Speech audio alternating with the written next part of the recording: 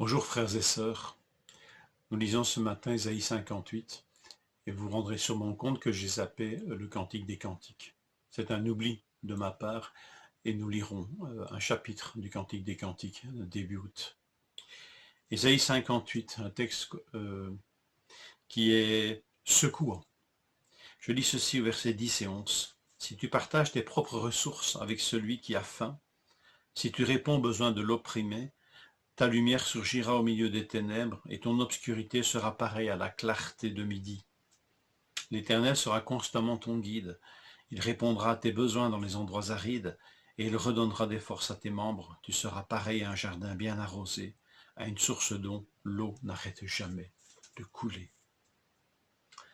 Un chapitre renversant.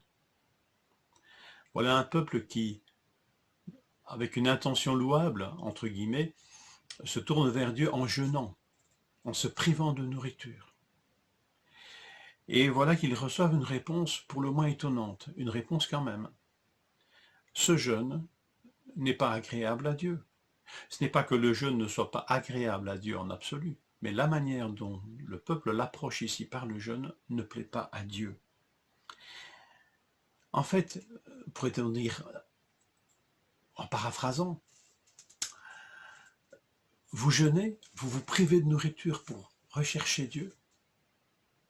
Eh bien moi je vous dis, partagez cette nourriture.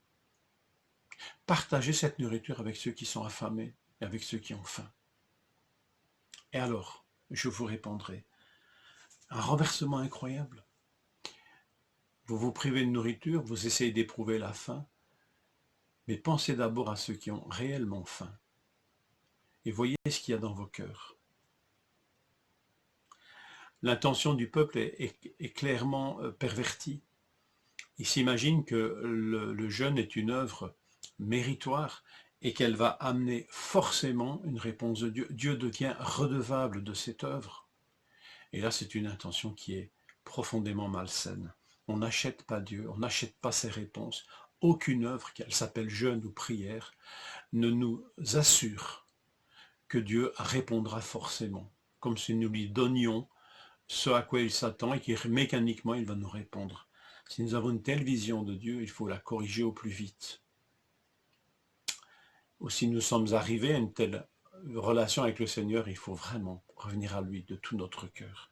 Dieu n'est pas une machine à distribuer des réponses quand on lui donne les bonnes pièces. Il est quelqu'un, il est notre Père. Et ici, il lit l'intention dans laquelle le jeûne est fait. C'est pour ça qu'il reprend le peuple ici. Et d'abord, et Dieu va répondre.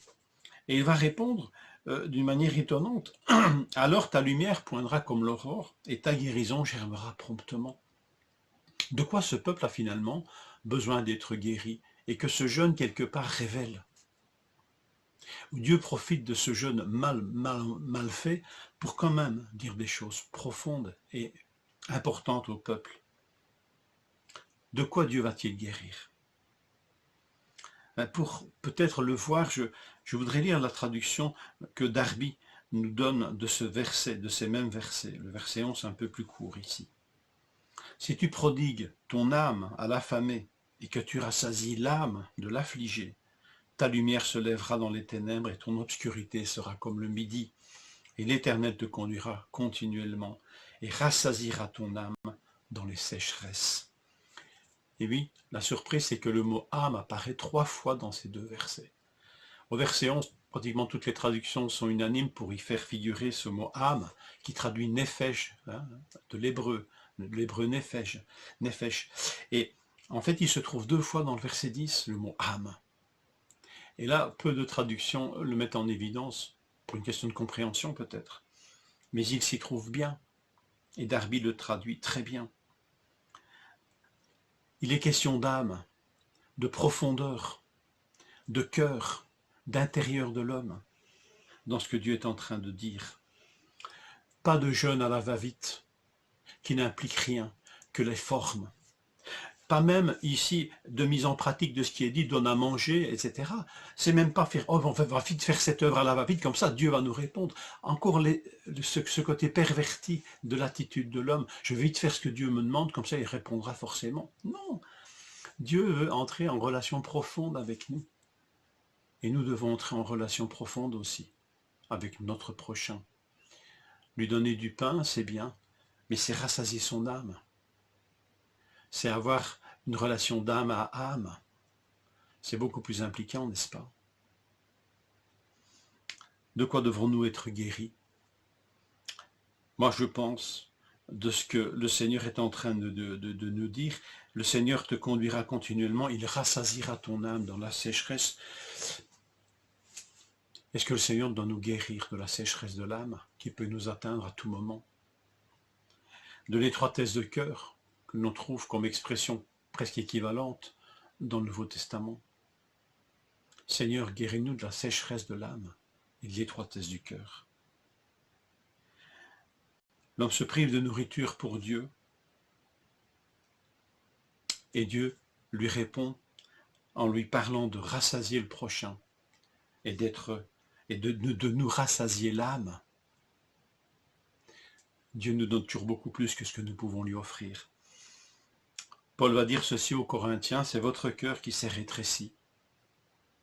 Ouvrez-nous tout grand votre cœur. L'étroitesse du cœur, mais elle peut se guérir, comme la sécheresse de l'âme. Je termine par cette béatitude prononcée par notre Seigneur. Marc 5, verset 6. Heureux ceux qui ont faim et soif de justice, car ils seront rassasiés. Jeûner et être rassasié. Étonnant ce texte, n'est-ce pas? Que le Seigneur nous permette de méditer sur lui. Bonne journée.